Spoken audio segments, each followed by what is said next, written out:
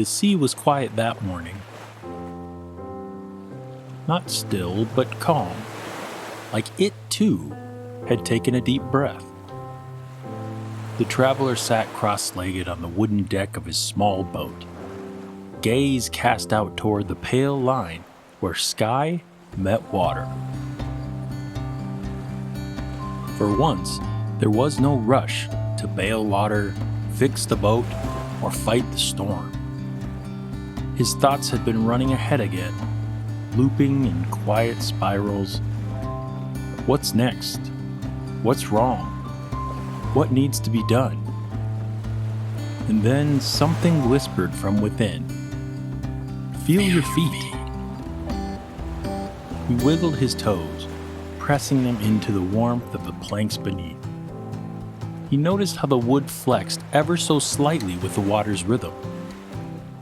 Orient, the whisper came again. Slowly he turned his head, right, then left. The sea, the clouds, the flicker of sunlight, here, now. A memory rose, unbidden. Being on a quiet shore, younger, watching ripples dance in a tide pool. No striving, no storm, just being. And with that, something softened. Something inside said, "You're in a vessel, yes, but not just this boat." He placed a hand on his chest. This one too. This body. The traveler didn't need to go anywhere in that moment. Just here. Just this. Ground. Orientate. Resource.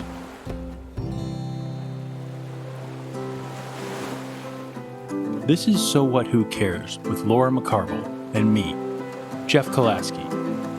Join us as we explore practical insights for an impractical mind.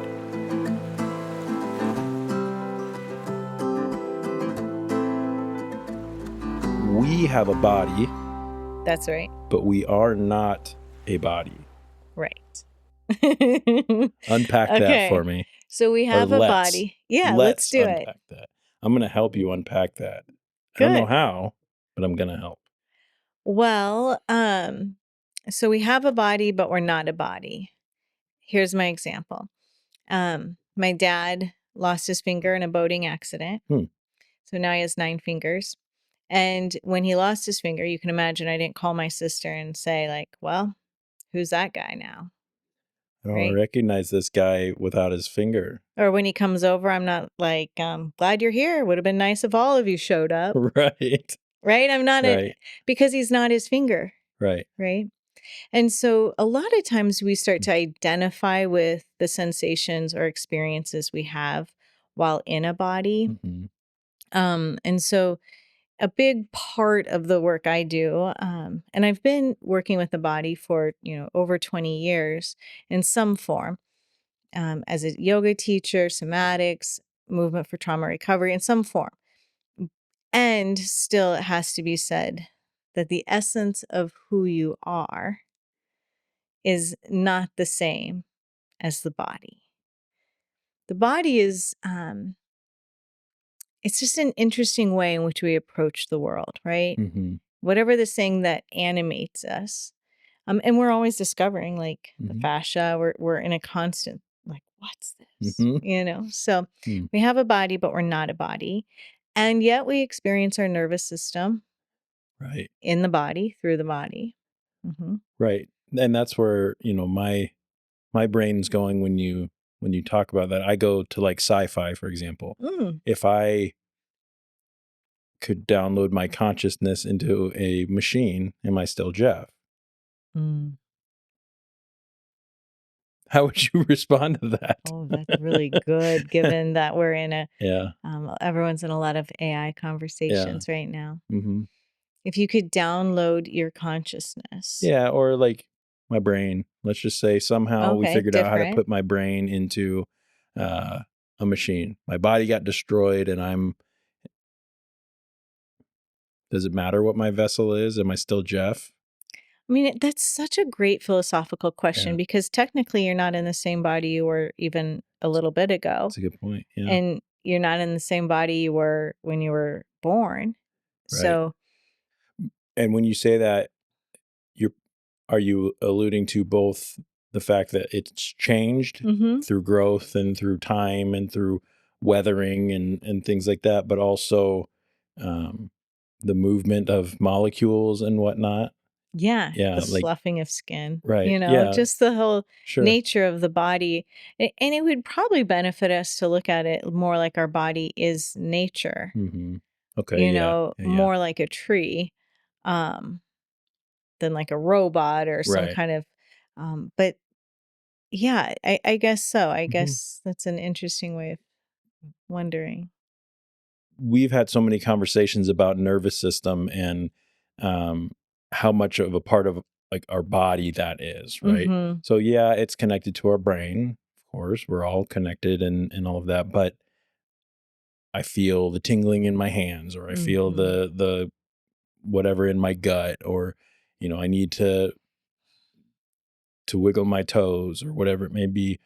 Why do you think the body, or what's your take on the body being such a big part of our healing and our and being present and whatnot versus you know it's not just in our brain, it's also in our body. Mhm. It's a Okay. combination of.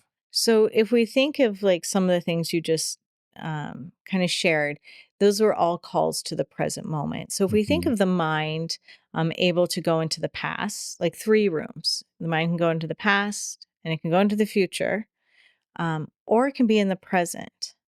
And the body is a way in which we can call ourselves to the present. And in Right. that present moment, unless we're in an acute survival moment, like an actual survival, then the body's going to do what it needs to do. We'll go into Hmm. survival.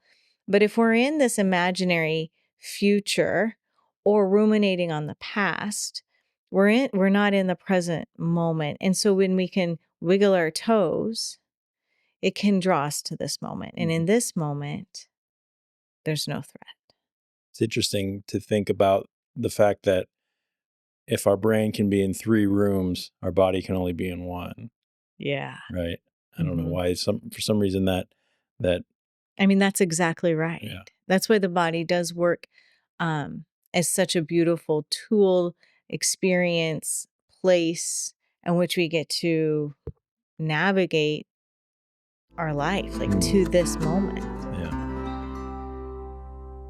Someone's in a body, Hmm. whether it's me or you or someone listening, that's always felt like maybe like a battlefield, or a Hmm. they're always fighting against it, whether that's for health reasons or for Hmm. nervous system stuff. Um, how do you start to shift that? Mm. Yeah, that's such a. I have a teacher in yoga, Matthew Sanford, who is a quadriplegic, and he was in an accident that left him paralyzed chest down. And I was in one of his trainings, and he shares the story of when he started to go to yoga. That's when he started to go to yoga. So he was in yoga, manipulating his body into shape. And afterwards, a woman walked up to him and said, "Oh, are you in yoga so you can learn to walk again?" Mm, And he said, "No, I'm in yoga so I can learn to be in my body now, mhm. how to be in this body Right. now." And when we've experienced chronic stress, trauma, and those nervous systems get stuck on, and our um, brain gets stuck in a time loop, then of Mhm. course we're going to have body responses. Right. And then it becomes, well, how do I work through a compassionate lens, Mhm. um, using sort of, I don't want to jump too far ahead Yeah. or go too deep, but leaving a doorway open for possibility. So then would you say there's such a thing as becoming like a friend with your own body? Or is that too weird? It's not weird at all, but befriending your body is a big piece of it. I About 5 years ago, I taught a series and it was called, let me think how I said it. I might have to come back to it, but it was in alignment with that, with your body as a place of resurrection. Mm. I think maybe I said something like that. Mhm. Um, in the way of like, it's where we come and we greet it and we meet it and we make peace with it, with what's happening now. Hmm. Not in a way of like what I wish I had and Sure. what could be, but like what's happening now and how can I be with it? And if that could be a cranky knee, I came to yoga because of a back injury, Right.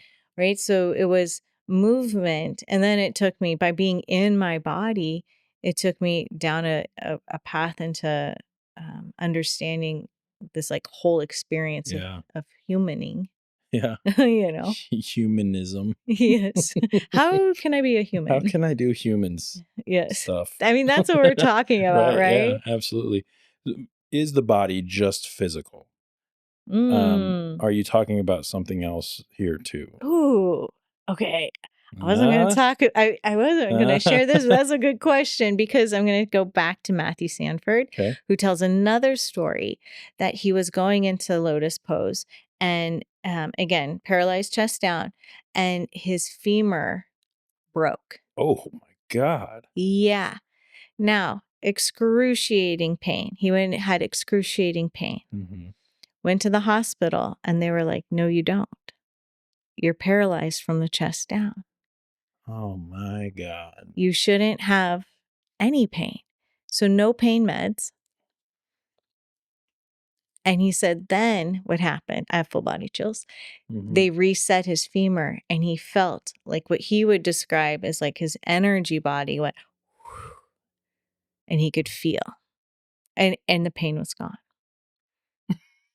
I know. What? I know. I mean, on such a different level. I mean, what first came to my mind is like phantom limb when you have an itch on something. Some of that makes a little bit sense depending on what your nerves did when you amputated your arm or something like that, and some of it's the memory of, I know what it felt like to have an itch on my hand and now I don't have a hand, but I still know, Yeah, my my brain's doing dad's things. pinky finger would Yeah. itch. We had to do this mirror thing. Yeah. That So is that, kind of trick his brain into thinking yes. he still had it. Yeah. Yeah. So are you, or was Yeah, Matthew. Yeah. Matthew, was he saying when they said you actually don't have pain, what did he speak to, like what that does to you as a person? Like, He didn't speak to that part. okay. I mean, I think a lot of us, we all assume like, whoa, Yeah.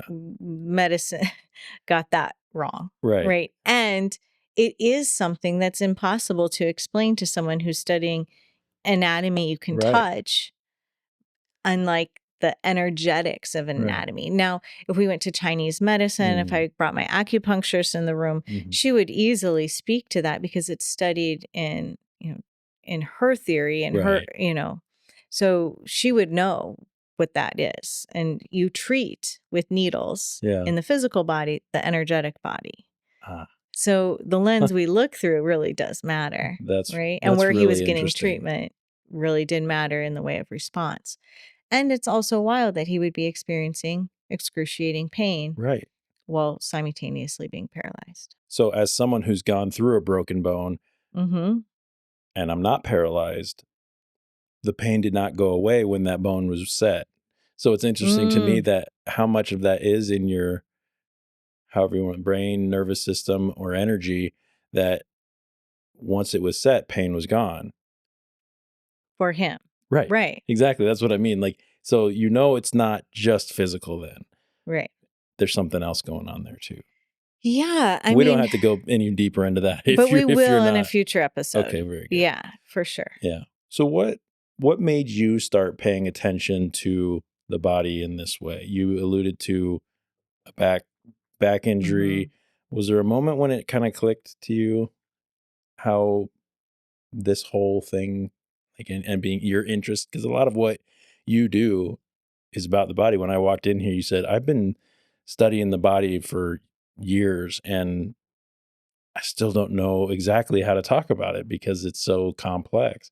What kind of got you into this? And Well, and it's complex, but it's complex because of culture and how culture waves with it. So I'm so grateful to have had the amount of years I have had, because at one point I probably would have said yoga can save everyone. And I know better now. Mm-hmm. So it's complex because of how people are grabbing on Mm. to, data and then making it everything. Mm-hmm. Um, for me, the body, I would say I was really disconnected from my body Mm-hmm. until I was assaulted by a high school student. I was teaching in a special education teacher. I was assaulted by a student, which left me with a back injury. Mm-hmm. And that back injury is what took me into yoga Mm-hmm. and started this process of healing. What was interesting about it to me, when my discs were all back, everything was like healed on the, Mm-hmm. oh, here, look at these things. And there's no herniated disc and Yeah. everything's better. But I still had back pain for a couple reasons, right? Sounds One, familiar. Sounds like Matthew's story in a way. okay, so what's different with Matthew, I would say, is I had developed like a neural highway to that pain Pain, point. chronic So, pain, right. right? So now we're talking about chronic pain. Right. And so that neural highway still, my back is, but I still have a trigger point. If I start to get stressed or Mm. if something starts to come up, I can locate that pretty quick. I can locate it right now Mm-hmm. because my brain has created this like super highway to that spot. Right. And then I had to do a lot of rewiring around like dual sensation and Mm-hmm. letting my brain move into other sensations besides pain. And that again is a whole nother thing. I think that's different than Matthew. I think Matthew was speaking more to the Okay. energetic body. Yeah.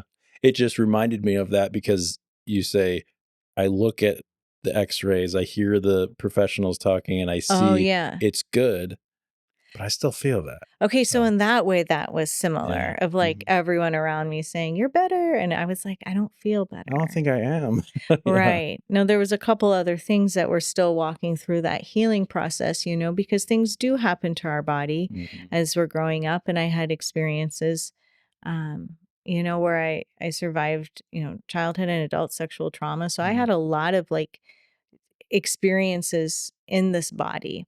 Mhm. And so in some ways, what that accident did was kind of brought me back into the body. Mm. Um, it, you know, because then I had to start to go, "Oh, man, I don't know if I've even been in this thing," you know? That's really interesting.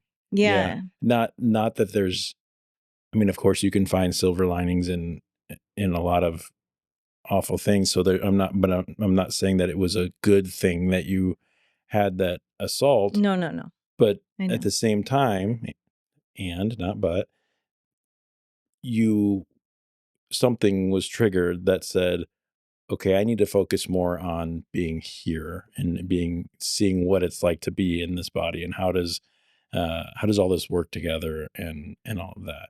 So, Right. you know, that's a positive thing that came out of something pretty awful. Yeah, I mean, yeah, I guess we could say it was an invitation.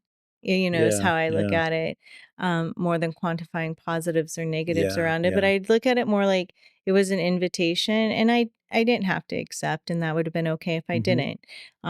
But for me, it was like, oh wow, I can really. There's something happening, Right. especially because now I have chills again Mm. because of the yoga. Mhm. And this is probably why I was like, oh, because what happens in asana practices and movement, when there's some cueing, you can be cued into your body, Mm. versus let's say I'm, free willy nilly weightlifting. I'm not Mhm. even paying attention to what I'm feeling Right. unless someone says like now elbow and I'm like, oh, elbow, right? Mhm. Which happens a lot in yoga. The Yeah. cueing takes you into the present moment, Right. takes you into the body Hmm. again. And so in that way, it was all on the path to being like, here we are. What is it? Can you explain what it means to track sensation? Yeah. So when we're tracking sensation, and that does go with when I was speaking to yoga, what yoga is doing is saying like, ankle or knee, maybe they're queuing up some muscles and stuff. Tracking sensation is more like, what does it feel like? And I'll move to the extras, like the outside. What does it feel out here? So not interoception, but exteroception, like what's on the outside. And we always want to start there. Mm. We want to start with what we're tracking outside. So if you just take your hand to the couch or the chair and you can feel it, right? And you might say like soft, hard, furry. You might have some words. Mhm. There's no content, real low risk to do Mhm. that. And that's where we start with tracking Mm. sensation. And that's why I wiggle the toes, right? Mhm. Because we go, oh, I have toes, I have feet. Now I'm in the present moment. Mhm. So we start with tracking sensation like Mm. this. We want to move from the outside, the peripheral, then, because most of our traumatic, chronic stress experiences of the body happen through the midline, Mm. gut, right? Yeah. Heartburn, low back pain. God dang it. I know. So we track, we learn to track sensation from outside to in, from extra like the far away parts to in. Mhm. Eventually we can move into tracking sensation. And like mindfulness does do a lot of like sensation tracking. Sometimes that can be very overwhelming. Mm. That's why I'm sharing this parts of it. Right. All of it's to get us into the present moment. Mm. And that's very different than like somatic dialoguing and tracking. Right. That was going to be my next question, actually. What's the difference between just noticing how your body feels and somatic work? Yeah. And Do you want to go into that world? yeah, it's kind of like sama sama, same in that Okay. way. So um somatic, again, it's like through the body. In somatic, like dialoguing and tracking, if I were to say to you, like if you said to me, oh man, I had a real crappy day, and I'd say, Mhm. oh, well, where are you sensing that in your body? Your frustration. And you might be like, oh, right here, I can really feel it. Right. That's more along the lines of like somatic Okay. dialoguing, or tracking sensation of like, and really befriending where you're sensing stuff. Mhm. That's not one available to anyone straight off the gate, Mhm. maybe. That may not be it. Right. Um, so so we go back to tracking sensation with mindfulness. Mm. Again, what we're doing is calling ourselves to the present moment. Yeah. What happens in the body um, when someone's been dealing with long-term stress, trauma, things like that? What happens in the body? Oh man, there's so much really serious research around just, I mean, chronic stress alone.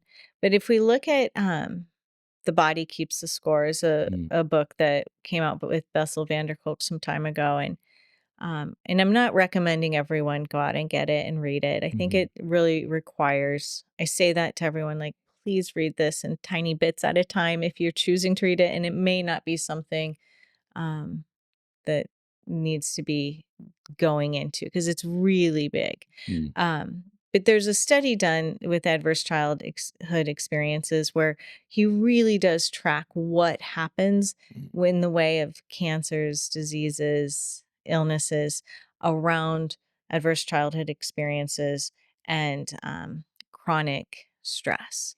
So we see how the body keeps the score, meaning Mhm. we see what will manifest in the body from those experiences. Right. So the things that whether or not it's true or not, I can't obviously speak to this, but the old adage like, "Oh, my kids are giving me gray hair," or you know, like things where like, "Don't stress me out. I'm going to get another ulcer," or But those are really true things. so yeah, and that's People's hair I, color does change during like a traumatic event right. happens and their hair color will change. Yeah. See, that's interesting to me. Like you can take this system and put it into overdrive for whatever reason, and there are physical things that happen because of it. Yeah. Early on in our show, not today, but before, you mentioned that in some cultures, um, the mind and the body are not two separate things; they're considered one, or the nervous system and the Mhm. I don't I remember how think you I worded said it, it but that way, like the mind, body, heart is yeah, not just which to me, that makes so much sense. You know, if we're actually having physical reactions to emotional things, um, yeah, that's kind of huge. That's kind of profound in a way. If you've never, like myself, have never really thought about that. Well, if we look towards poverty, I mean, I think Yeah. that's in asthma, the relationship between poverty and Mm-hmm. asthma, poverty, trauma and asthma, Mm-hmm. um, the way again, that would be a very, and I want to spend time going into that more Mm-hmm. because systems, oppressive systems do create these things. So a lot of times in our culture, we have a narrative of like, you know, like manifest it, Yeah. and it's like, yeah, and there, it's more complex than that. To use your words, a lot of it comes from the water we swim in. That's right. Right. Yes. Um, so if something that's stressful that we're dealing with, I'm not talking about like chronic stress, something that's been happening for forever and Mm-hmm. there's no end in sight kind of thing. I know Right. that's defeatist, but you know, Sure. the we're dealing with something stressful. Mm-hmm. It ends, the tiger goes away. Mm-hmm. Unlike the zebra who just goes right back to eating the grass, our brain doesn't get that memo. That's right. What's that all about? Why doesn't it? Yeah. So, how do we work with the body in the way in which the mind doesn't get the memo that Hmm. the job got done? You survived, Yeah. right? So, in the wild, we'd see like animals shake. Hmm. And then, right, there's a lot of shaking done in somatic practices. Mm.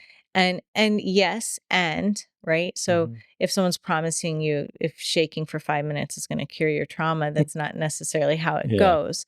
And it's not a bad idea to do some shaking and Right. mobilizing it through us, right? So you Hmm. can mobilize those experiences and move it through the body. Hmm. And we have to tend to where the message didn't get received in the mind, subconscious or conscious mind, that you survived. So so then at that point, it might be a good idea to use your conscious mind to start trying to work into getting your subconscious to Mm. understand that. Is that? Yeah, and this,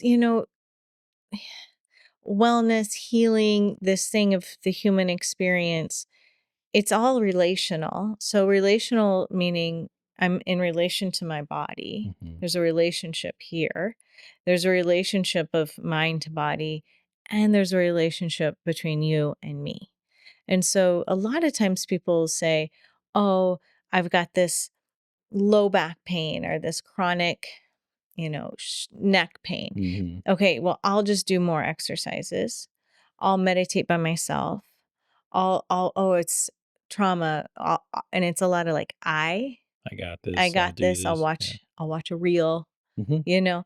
And in fact, what we need is connection. And Mm. that doesn't even mean like, traditional therapy.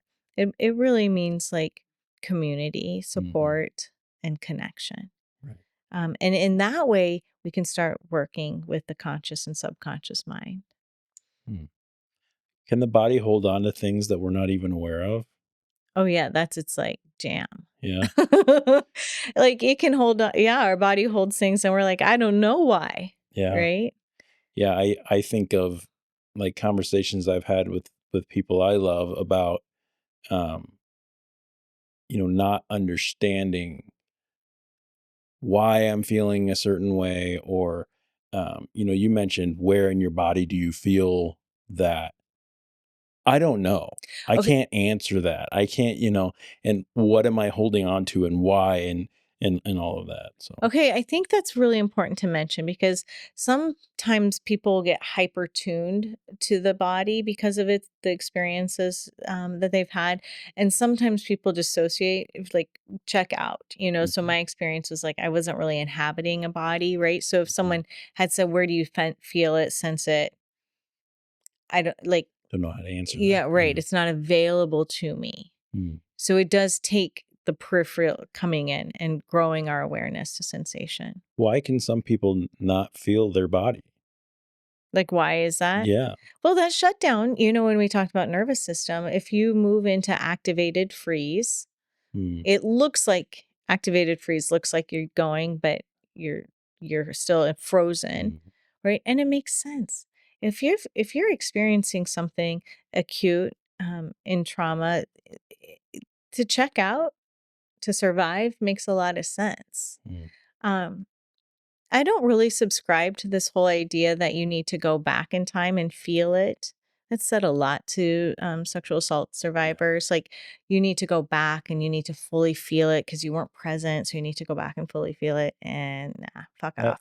that made and thank you for saying that because that made my stomach turn. And Right? I feel like if that had been, you know, I I'm gonna be as open-minded as possible and stuff, but for me, I consider if you I better be careful what and I might cut this out, but if you were able to check out in a way during that, good for you. That's your body Right. taking care of you. Hmm. So why go and reopen that again? Yeah, maybe you got to talk about some things so you can work through it and get and move on and have an enriched life at the same, as you move forward.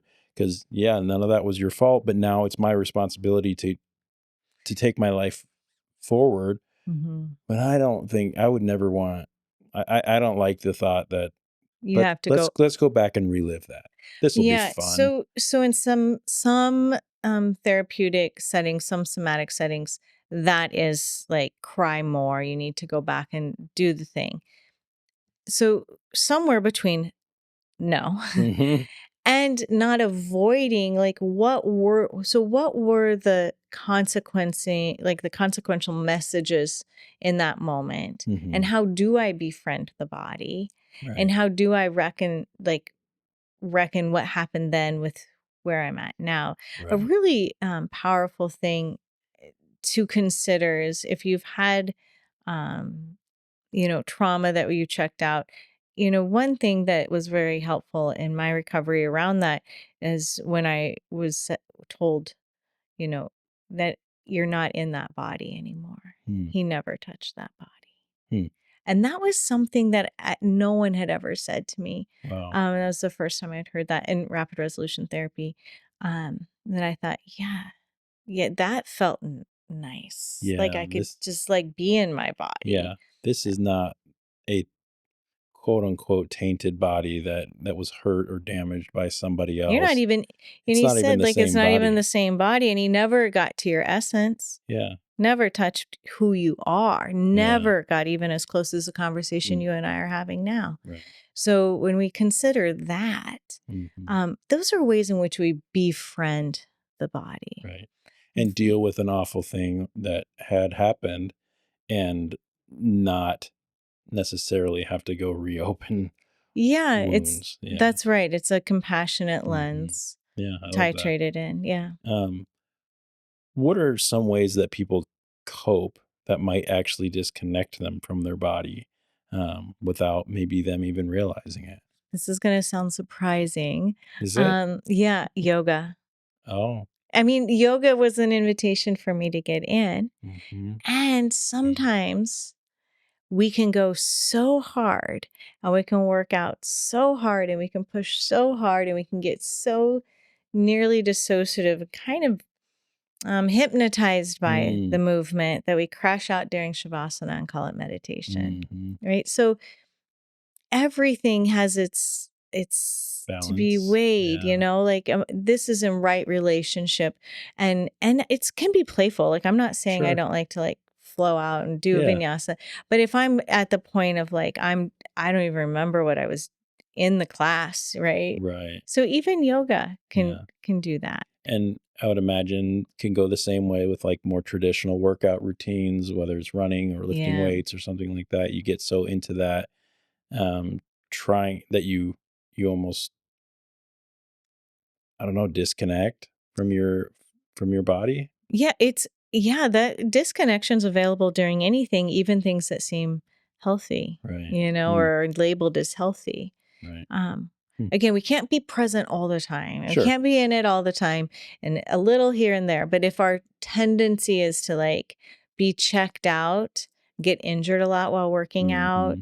Like, then we get Yeah. curious, like, maybe I'm not even in the body while I'm just flying through these exercises. Yeah, and sometimes the best part of doing something like a workout or a run or playing the drums or something active or yoga, I'm sure, is to kind of shut all that shit off for a little while Yeah, too. So that's not necessarily disconnecting.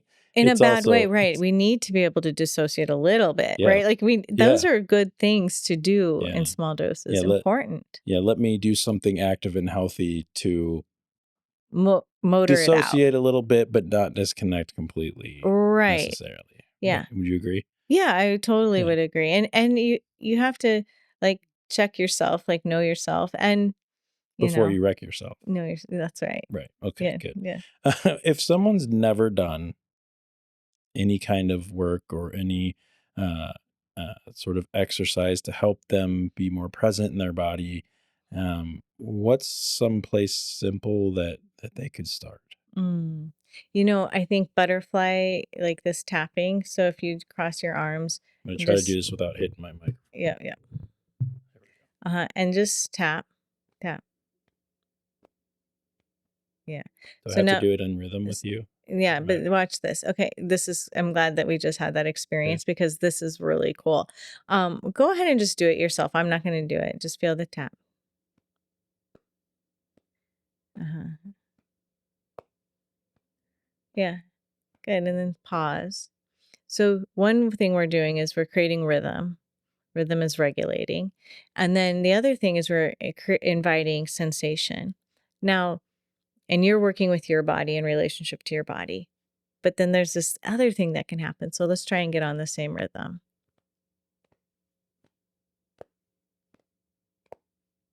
So when we start to do these things with other people, now we're co-regulating, right? Now we're finding a rhythm and we're creating and I wouldn't even say the word co-regulating as much as like we're creating connection, Yeah, right? And that that's like, interesting. yeah, it's really cool to do together. Yeah. That's a great place to Yeah, start. yeah, Hmm. that felt good. Yeah. Yeah, it was like so simple, but like it was I kind of know it's nice. like really soothing, right? Yeah, Rocking is soothing. yeah, But that is like active, you're present, and because you're catching a beat with another person, if you have the option to do that, then you're even yeah. more present, more active, and we're working on connection. Hmm. Um, there's other things too, but that's a simple, juicy, get a lot Yeah. out of that one. Is this kind of thing, this checking in, tracking, Mhm. noticing, is this something that should be done every day? Um, I don't like using the word should. And I would say, wouldn't it be something if we were honoring the like the full experience of being a human instead of maybe just lifting up the intellect? Like there's a lot of, I think, therefore I am. Yeah. And what would it be like if it was like, I feel, therefore I am, I sense, therefore I am, I love, therefore I am.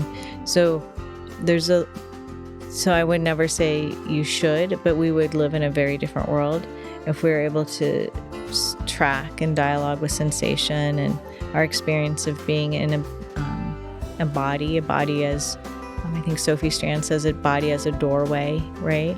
A gateway. If we were living in a body that we could befriend. Later that day, as the sun lowered itself toward the waves, the traveler stood barefoot at the stern. There'd been no dramatic lesson, no mythical creature or mysterious island, just a slow unfolding. He'd spent the day noticing.